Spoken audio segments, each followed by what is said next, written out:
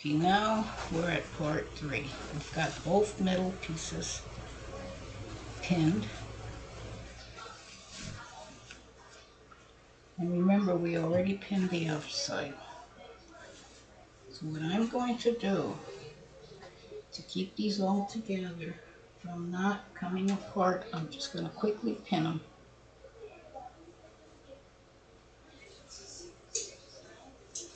Now this is a quilt I did many years ago. It was my very first quilt. So I'm going to tell you the truth, it's about 13 years old. But I've always kept it in my storage unit, nice and well packaged. And I kept saying to myself, I'm going to finish this quilt one day. And it was just a practice lap quilt. Okay, so now I've got that temporarily pinned. Here's the middle.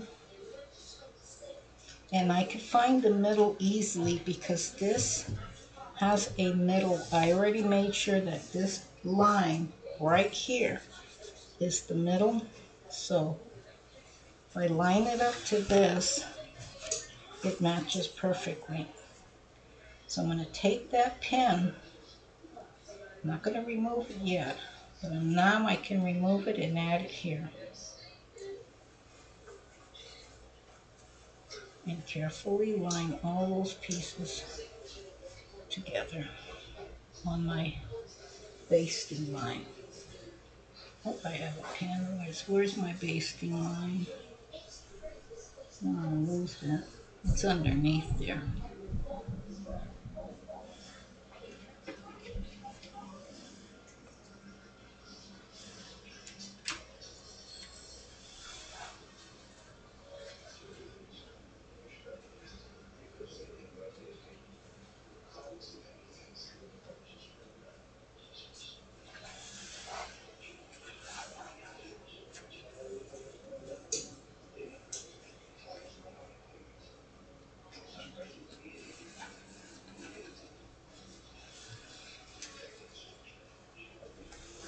Okay, find my basting line first.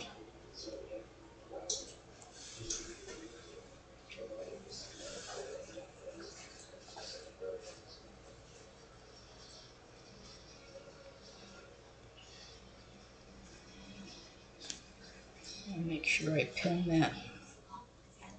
That's done. Okay, now I have to do this one again. This one's hard for me because it's under here. So I have to really figure out how to do this. Pin it this way. Get my hand underneath that way. And pin it across.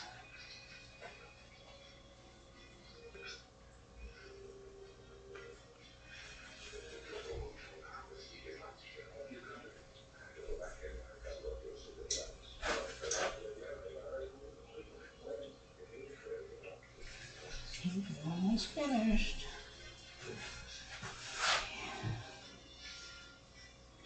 Almost finished.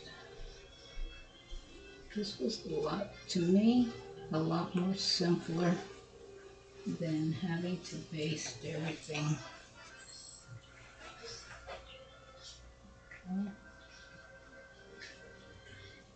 It's down. Find my baseline. Pin that down. And I've got one. Pin that backing down. Alrighty.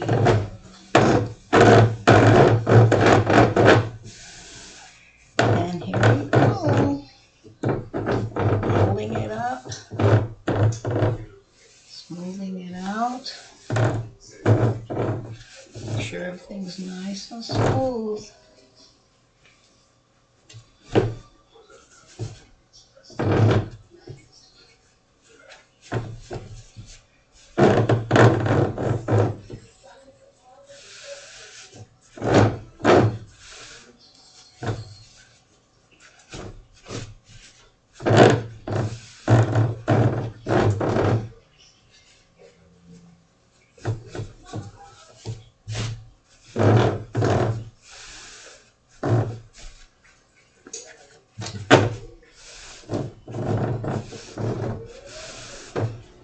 everything out.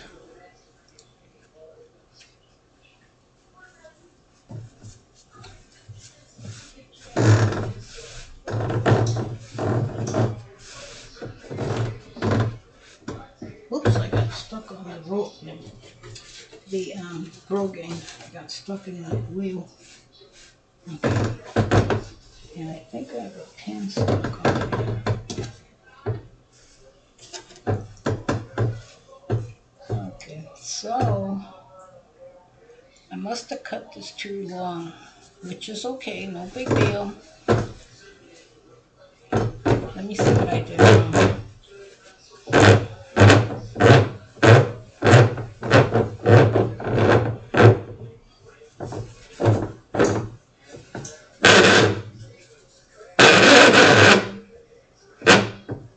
Okay, where is the beginning of this?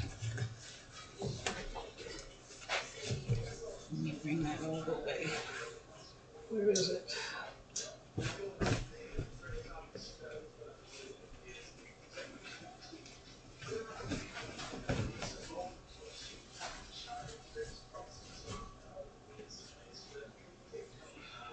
Hold on.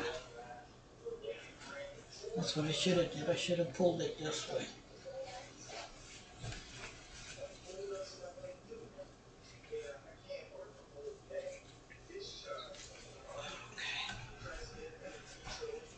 Keeps folding under.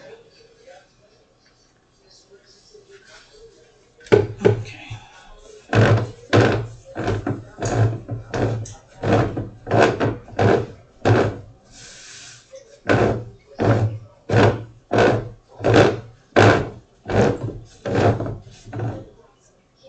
Am I going the wrong way?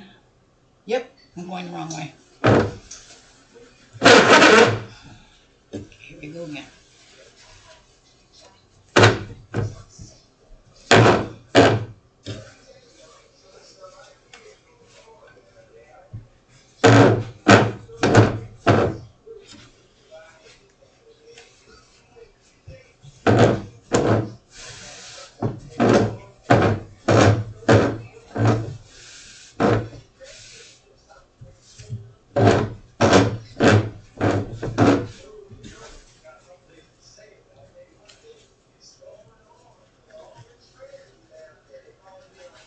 Make sure everything lines up.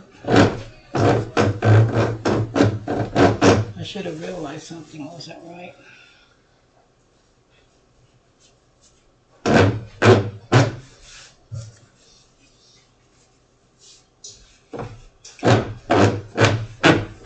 There we go. We got it now. Whew. But it's all about making sure that you have it all right. And that's how you roll it. So let me clean up all this mess. And I forgot to put I forgot to lock up these over here. Okay. So that is how, let me find my, okay, that's tight. Let's lock this up. And that is how you place it. It takes a lot of work. I know you're probably saying, but if you watch the video, you'll see all my mistakes. But it can be done. You can actually roll it up on this loom without having to place it on the table. This is the very first time I've done this. So I'm teaching you what I just learned today. So I'm not gonna tighten them up. I'm gonna open them up now.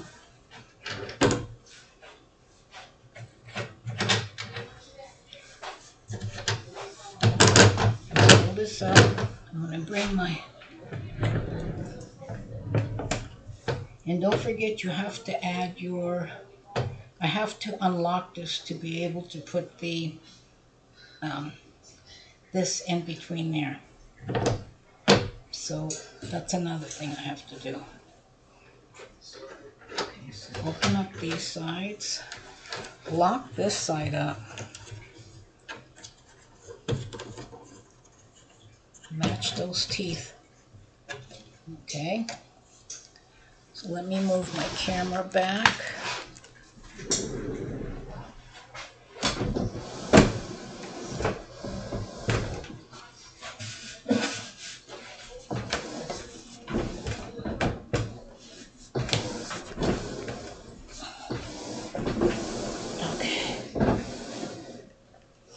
because I have to unlock this.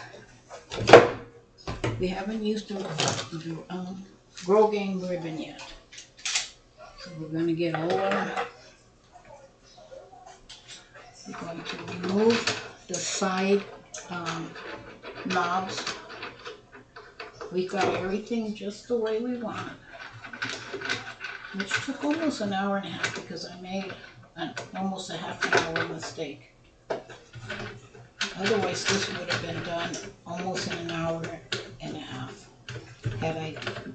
But again, this is the first time I've ever done this. So, snapping that side. This side is unsnapped.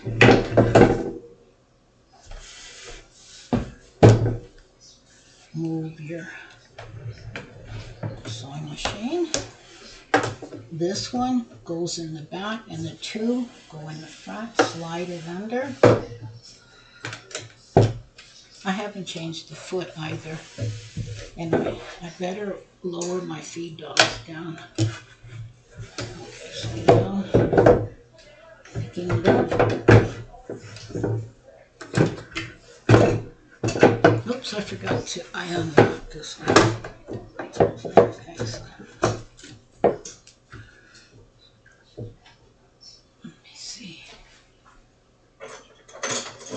Another thing you have to be careful of, that this came it loosened up for some reason. Okay, there's the screw.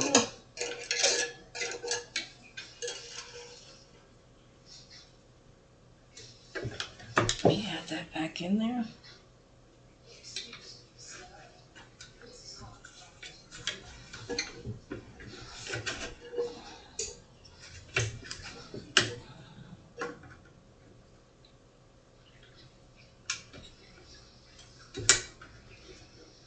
Put that screw back in.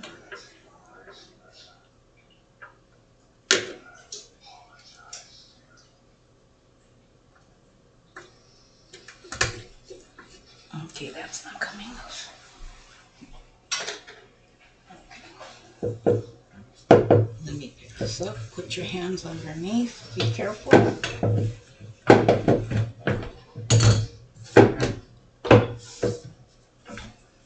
Snap your flint quilt in. Roll the machine back. Okay, let me see. I don't know if you can see on the other side what I'm doing. Now I'm going to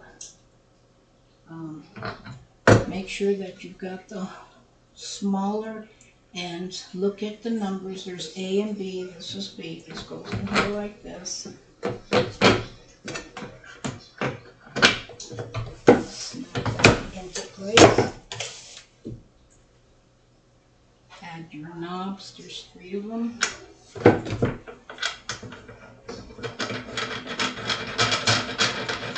Don't tighten them too yet because you still have to roll up your quilt. As you notice, it came loose.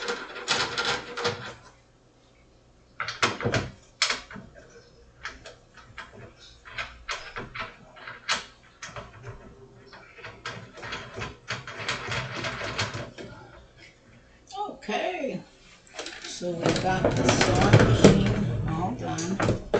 Now we can unloosen these, back up. I want this rolled up enough because I'm not going to start on this line here because remember my basting line is above about 1 inch, so that's something you have to be very careful of. Let me put another pin to hold all these pieces together. Okay. Okay, so let's see. Still roll that up a lot.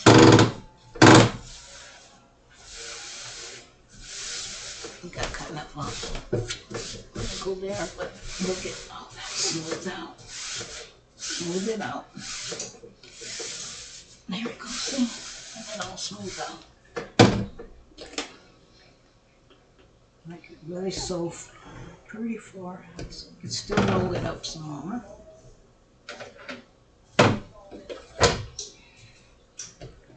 Okay. Okay. I don't want to touch that area. That's good enough right there. So I'm going to tighten that up. Tighten this side up. Just make sure you know what you're doing because you have pins. I didn't base stitch. Now I'm locking up the back. Don't pull it so tight, but just enough to give it some bounce. And now I'm going to open up this end. And, oops, I really rolled good. Tighten up the batting.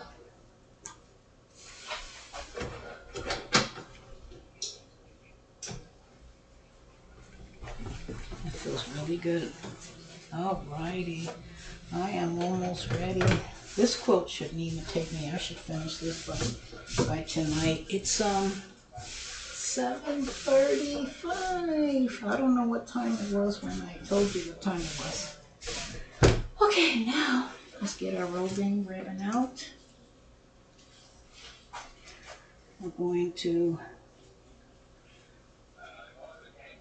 tighten that up here. I'm going to pull that under there like that. We're going to do each end first before we add our clamp. I like to close my safety pins. I do not like them open. Some people have them open, but I don't. I do not like them open. Okay, now I'll get my C-clamp. Press my button. Let's see. I go from the inside. I got plenty of room. And slide that underneath, and well, let me just pull that up some. That button there. And now I can squeeze the trigger, and that tightens one side up. And I'm going to do the same thing on this end. I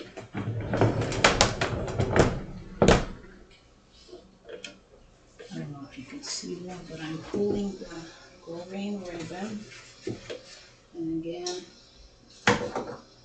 facing it with the long side. See that long piece? I'm going from the inside, and I'm going to tighten it up from there. And that is tight. Look at that. Not so tight, but tight enough. It's how can I say it? I don't have it so tight, but I have it. You see, it still has bounce. Oh, let me move my camera.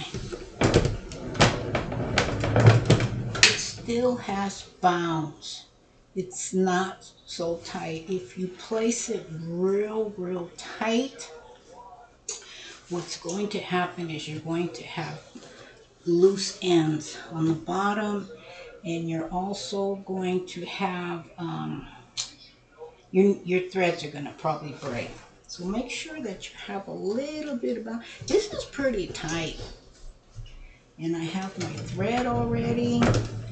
I can grab, see my hands? I can move my it's freely going. I love it. I love it. It feels good. Let me straighten up my table. It's a little loose there.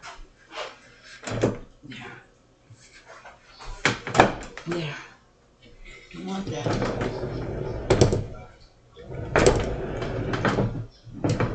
And so is the other side. There. Don't want that. Nice and there.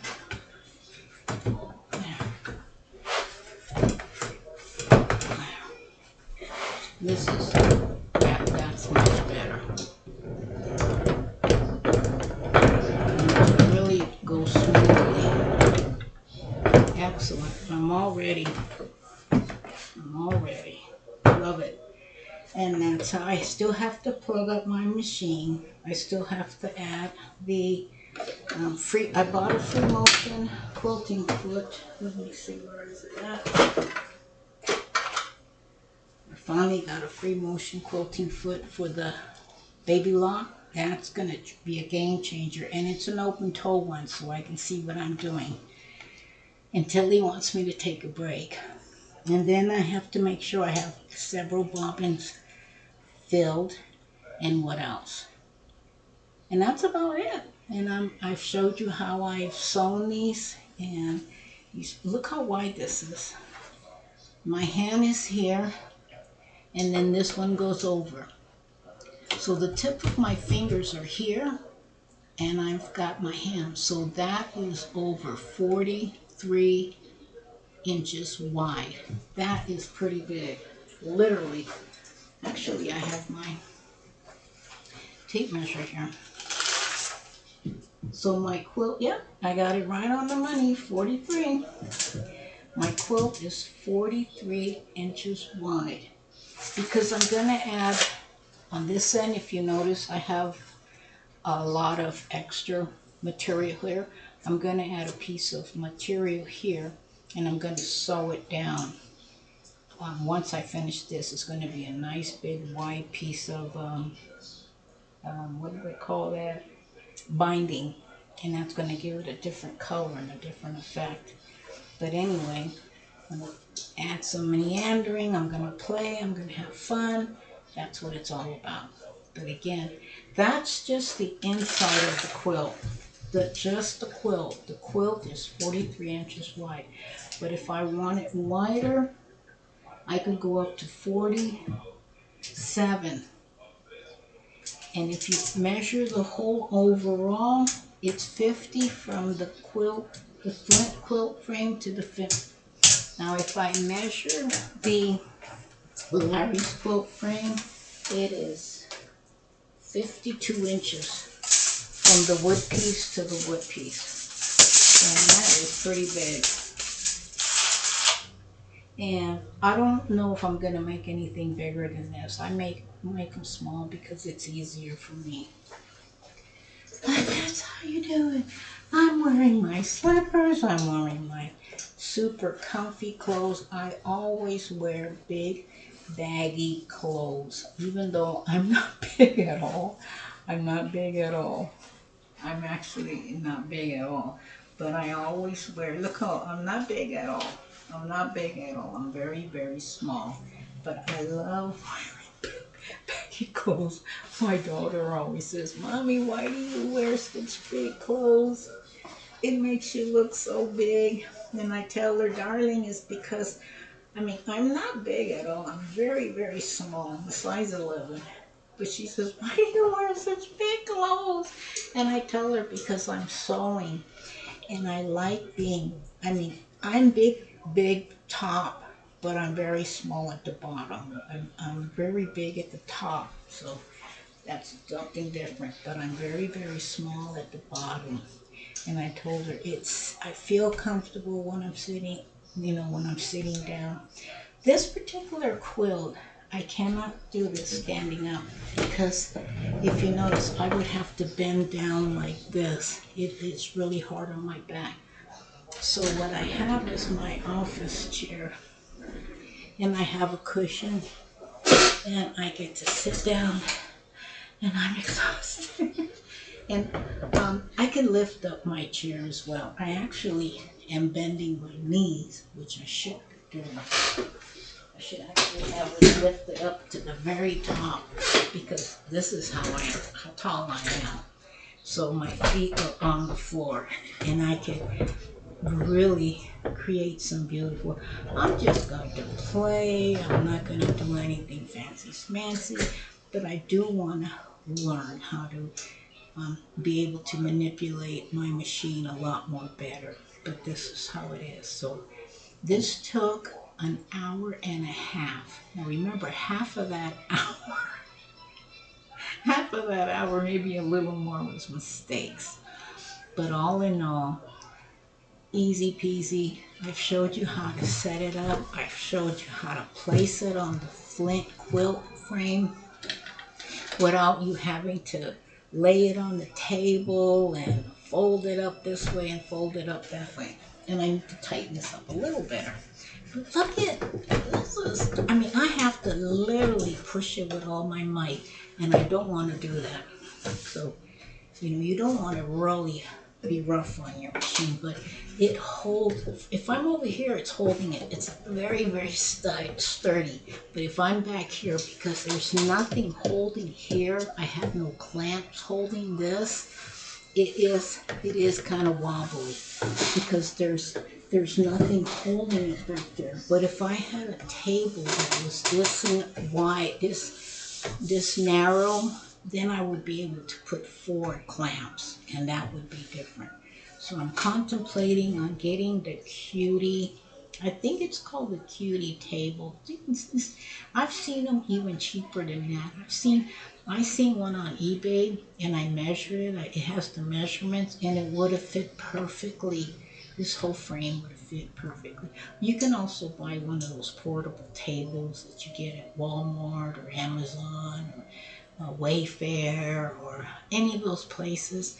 And they have tabletops. They have wooden ones. They have plastic ones. But you have to find one that's sturdy and durable, and it's not going to wobble, and that will fit this. And this way I can put a clamp on all 4 legs, and now I'm talking about sturdy. This is just a table that is actually a buffet table. All these panels come out. See how you see the opening here? All this comes out, and this whole table folds away. But again, it's not meant to be used for this. This is more of a buffet table when people come over. It literally goes into a case. You see this back here? I don't know if you can see the top of this table. The whole thing folds inside like that when you remove the panels. Oh, I'm tired. I'm exhausted. But I hope you enjoyed the video. Please try this. The flint quilt frame is inexpensive. Um, this particular setup, you notice it didn't take me long. You could probably actually make one, literally make a little stand like this. I mean, I was looking at it and I said, boy, I can make one. I can make one and get a longer the front if I was to, because you can make it bigger. That's what I'm trying to tell you. If you buy woods and you drill holes, and if you had a huge long table, you can make this bigger. But then again, you're going to make more work for you. So if you wanted like a full size bed, this is just a twin size. It's not a full size. What else? This one makes just laptops and twin size bed. That's about it. But if you wanted to make a king size or queen size or a full bed, you have to buy the fiberglass PC and get make it longer. You have to buy these, just these, 3 of these, and get them longer. Then again, you would have to buy wood for this frame, and you would have to extend that bigger as well in order for it to be that wide, if you wanted it as wide as my hands, which are, how our hands are wider. My hands are wider than a yard. I know that because this is 52 and my elbow is here, and that's 52, and my finger's at the tip of this. So 52 plus 15, 52 and 15, that is 66, right? 15, 52 and 15, that's 67.